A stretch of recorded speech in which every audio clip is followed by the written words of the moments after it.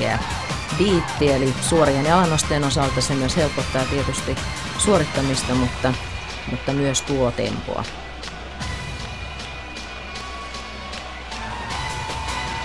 Ja nyt näyttää, että Jan hieman kyllä tässä lopussa alkaa hyytymään, eli ei olekaan enää niin tehokasta kuin esimerkiksi viime vuonna totuttiin näkemään.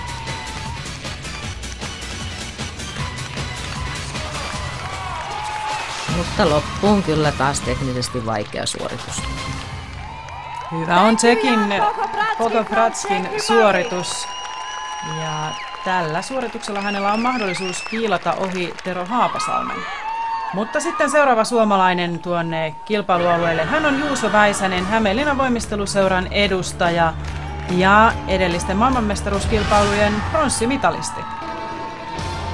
Juusolla on ihan uusi ohjelma, eli mielenkiintoista seurata, miten ohjelma on kunnossa ja miten hyvässä kunnossa Juuso tällä hetkellä on. Harjoitelun tulos näkyy kyllä, että lihakset ja voimaominaisuudet ovat ainakin erittäin hyvin kehittyneet viime vuodesta. Hieno liike, hyvin hallittu.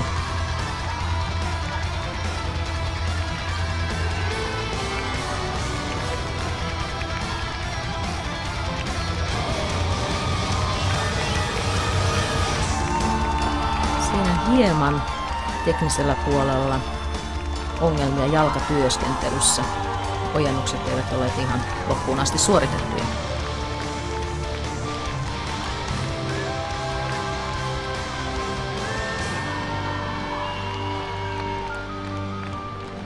Juusolla on liikkuvuuden osalta ehkä hieman haasteita vielä edessä, eli kehitettävää sillä sektorilla. Tässä hyvä punnerussarja hieman lantiosta pääsee kyllä nyt tässä vaiheessa liike läpi, eli rytmi olisi jo todennäköisesti ollut tärkeää pitää tiukempana.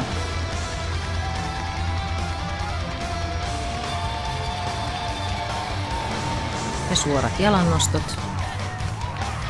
Hyvin keskivartalo oli hallinnassa, ei kauheasti tapahtunut yläselässä periksianto. Haaraperushyppelyt. Ja siinä jäi kyllä viimeinen haaraperushyppely hieman vajaaksi teknisesti.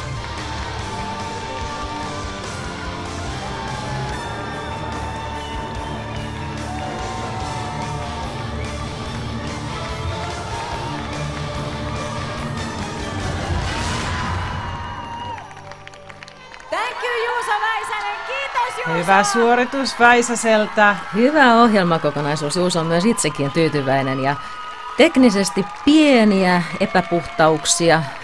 Intensiteettitehot kuitenkin loppuun asti pysyivät aika hyvänä. Ja sitten todellinen guru aerobik-piireissä Espanjan Jonathan Canada. Tässä mies, joka on vienyt maailmanmestaruuden sekä FISAF-liiton puolelta että tuolta FIGin eli kansainvälisen voimisteluliiton puolelta. Todella kova nimi ja haastaja tietysti myös Suomen Jouni Viitaselle, joka nähdään myöhemmin tässä finaalissa. Kilpailusta tulee jännittävä. Alkukilpailun osalta Jouni ja Jonathan ovat olleet todella tasaisia. Jonathanin yksi paras ominaisuus on loistava esittäminen ja ohjelmien sommittelu. Hän suunnittelee itse omat ohjelmansa. Ja toimii myös kansainvälisenä koreograafina, tekee paljon työtä. Tässä hänen ihan oma persoonallinen toteutus staattisesta voimasta.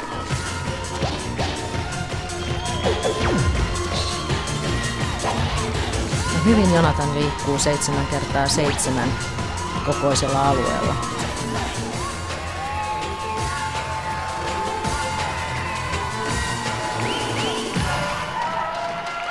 Hyvät liikkuvuusominaisuudet.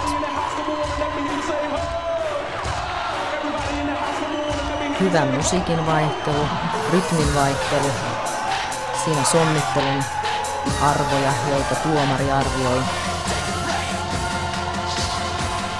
Ja nyt tullaan suoriin jalannostoihin. Teknisesti hyvin suoritettu, kädet oli hyvin myös koreografisesti yhdistetty.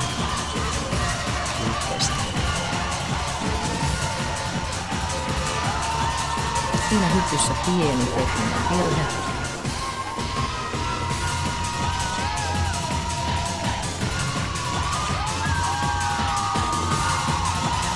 hänellä on tunnetta ja intohimoa. Se näkee, että hän nauttii esityksestä.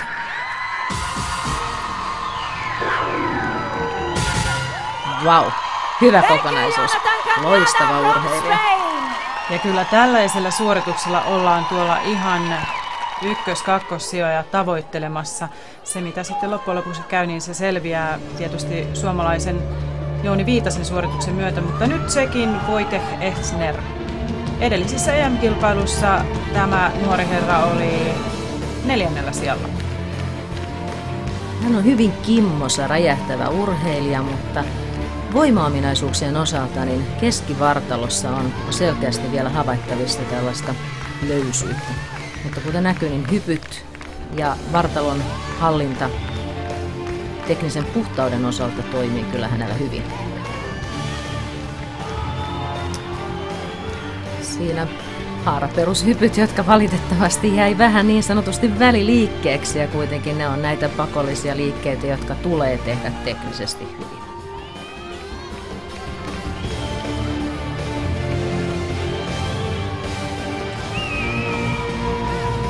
Tässä ohjelmassa on ehkä edellisen vuoteen verrattuna temmossa selkeä ero.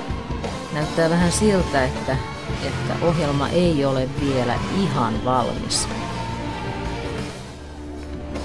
Intensiteetti on selkeästi heikompi kuin esimerkiksi edellisen Jonatan Kanadaksen ohjelmassa.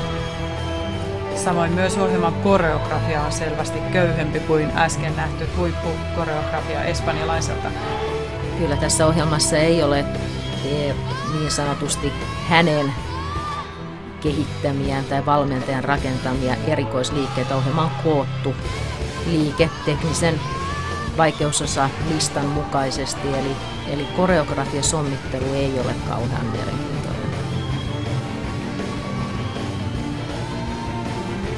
Ja ehkä katsojana, kun kuitenkin tarkoitus on se, että puku, musiikki, suoritus muodostavat kokonaisuuden, niin mielestäni tämä puku ei ehkä ole tsekkiläiselle ihan paras mahdollinen. Ei, tässä kuitenkin arvioidaan sitä esittämistä, ja kyllä nämä taitolajit, niin ohjelman musiikki, puku, miten kaikki on laitettu kohdalleen, niin se on tärkeää. Ja kyllä esimerkiksi kun katsoo Jounia nyt tässä, niin siinä on kyllä hiukset, puku, ilmeet, koreografi, musiikki, kaikki kohdallaan. Ja nyt siis hallitseva maailmanmestari Jouni Viitanen Suomen Turusta. Edellisissä Euroopan mestaruuskilpailuissa pronssilla, mutta on ilmoittanut, että täältä hänelle kelpaa vain ja ainoastaan kultamitali. Tiukkaa tekee, sillä espanjalaisen suoritus oli todella kova, mutta varmasti Suomen Viitanen tulee venymään parhaimpaansa. Hyvin on ohjelma alkanut. Jouni on keskittynyt, huolellinen, hyvässä kunnossa. Hän on satsannut ja harjoitellut erittäin kova ammattimaisesti. Useita kertoja päivässä treenaa.